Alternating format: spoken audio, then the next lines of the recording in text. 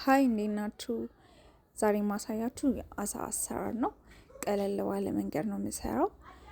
እኔ የምጠቀማቸው ግብአቶች አበባ ጎመን አለ፣ ኪያር አለ፣ ካሮት አለ፣ ባሮና ሽንኩርትን ነው የምጠቀመው።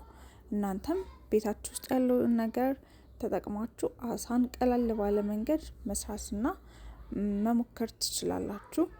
ቪዲዮ ከተመቻችሁ እዩት። ባይ